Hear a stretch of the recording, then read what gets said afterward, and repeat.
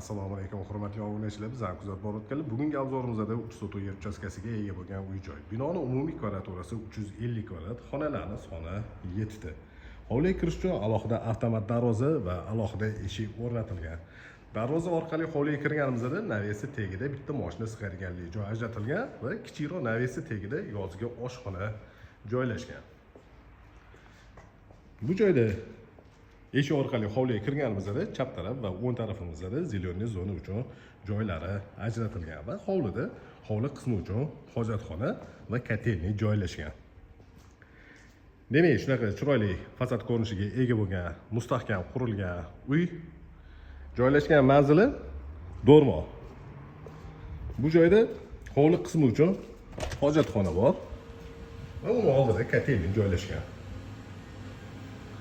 Duxkonturniy kotel, gazli boiler va vodяной nasoslar xuddi shu joyga joylashtirilgan. Endi uy ichiga kiramiz, xonalarning planirovkasi va remontlari bilan tanishib ko'rib chiqamiz. Katta yo'ldan uncha uzoq kirilmaydi. 70 metr kirganda yaxshi lokatsiyada joylashgan uy. Yon atrofida chiroyli uylar tushgan yangi mahalla. Demak, bu joyda prixoshka bo'pti. Kattagina prixoshkasi bor. Chap tarafimizda birinchi qavatda oshxona, to'g'rida zal, o'ng tarafimizda yana bitta xona joylashgan va bu joyda mana ko'rsatgan joyimizda birinchi qavat uchun umumiy sanuzel bilan uni oldida mehmonlar uchun ajratilgan yotoqxonasi bor. Chap tarafda joylashgan birinchi xonada ichiga kirib kelamiz. Oshxona uchun mo'ljallangan. Hamma qulayliklari yaratilgan. Katta oyna romli tabiiy yorug'lik o'tkazadi. Bu joyda chiroyli kuxonniy garnitur yasatilgan, texnikalar bilan jihozlangan, patologlarning balandligi 3,5 metr. Kuxonniy garnitur ham patologgacha yasatilgan. Bu joyda mana xolodilnik, Hitachi brendiga tegishli, televizor, rakvina va bu joyda gazli plita, mikrovolnovka va duxovkasi bor. Uyutishkalari ham gazli plitaning ustida joylashgan. Demak, oshxonaning ko'rinishi bo'ldi. Hamma joyiga tepli pol o'tkazilgan. Domofonlari bor.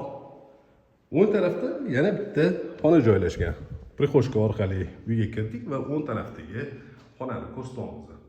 Bu xona mnogofunktsionalli xona, o'zingizga bemalol moslashtirib olsangiz bo'ladi. Xohlasanglar kichikroq zal sifatida foydalanishingiz ham mumkin.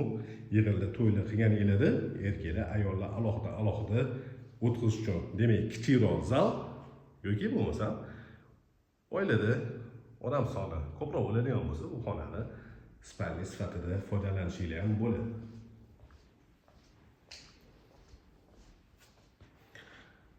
Demak, bu joyda zal joylashgan.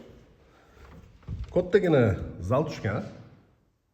Zalning razmeri uzunasiga 6 metr va eniga 5 metrni tashkil qiladi. Ikkita katta oyna romlari orqa hovliga qaragan.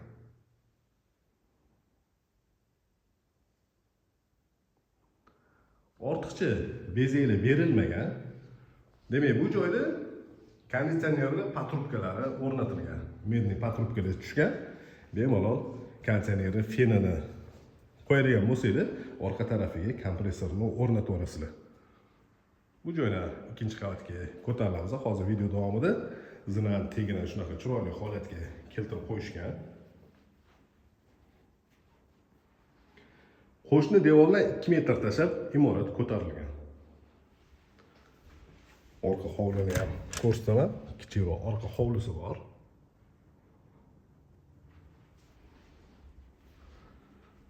Birinchi qavatda umumiy 3 ta xona joylashgan. Mehmonlar uchun ajratilgan yotoqxona. Bu xonaning razmeri uzunasiga 5 metr va eniga 4 metr.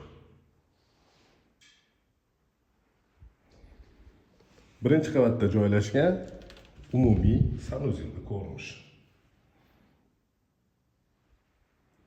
Unitazda installyatsiya qilingan. Demak, birinchi qavatda hol, oshxona, zal va ikkita xona joylashgan. Endi imoratda ikkinchi qavatga ko'tarilamiz.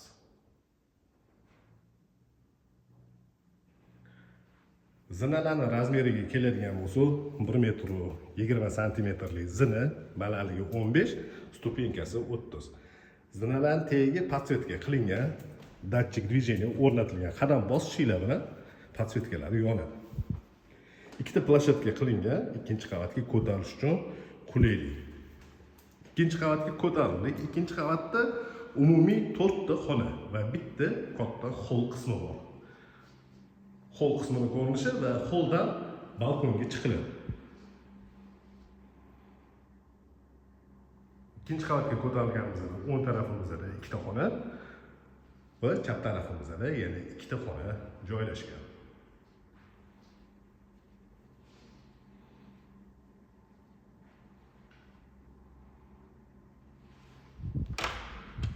O'ng tarafdagi birinchi xonaga kiryapmiz. Bolalar uchun ajratilgan xona bor yerda. Ikkita kravat o'rnatilgan. Va bu joyda shkaflar ham yasatib qo'yilgan, tayyor holatda.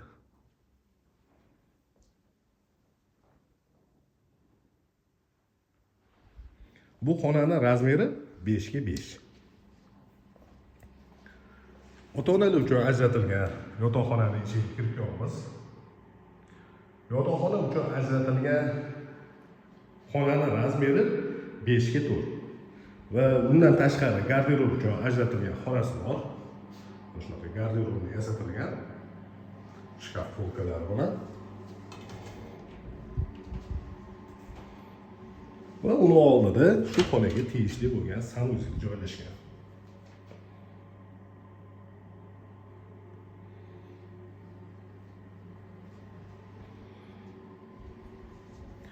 Ota-onalar uchun ajratilgan yotoqxonani ko'rdik. Ikkinchi qavatga ko'tarilganimizda o'ng tarafdagi ikkita xona bor. Bu joyda domofon va uni oldida elektr shit joylashgan. Har bitta qavat uchun alohida qilingan kichik bir balkon qismini ko'rinishi. Mana shunaqa balkoni bor. Aytib o'tganimizdek, yon atrofda yangi uchastkalar tushgan. Kommunikatsiyalardan umuman muammosi yo'q.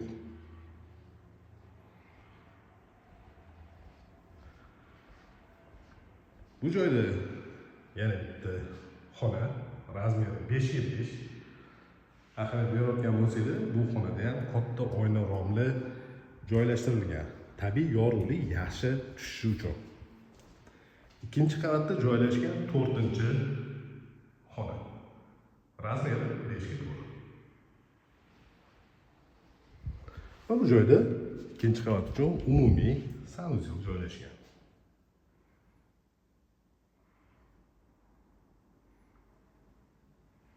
Sifatli qurilish mollaridan foydalanib qurilgan uy. Ko'rsatayotgan joyimizda tepli polli kollektorlari joylashtirilgan. Bu ko'rsatgan uyimizda Do'rmonda joylashgan 30 yer uchastkasiga ega bo'lgan uy-joy xonalari soni 7 ta bo'ldi. Yana bir narsani aytib o'taman, videoning oxirida shu darvozaxonadan hovliga kirganimizda chap tarafimizda yana bitta qulayligi bor. Elektromobillar uchun alohida zaryadniy stansiyasi tayyor holatda turibdi. Bu uy narxini описаниеga yozib qo'yamiz. Qiziqadiganlar ko'rsatilgan telefon raqamiga bemalol murojaat qilishingiz mumkin. Telefon raqamimiz 99 856 70 80.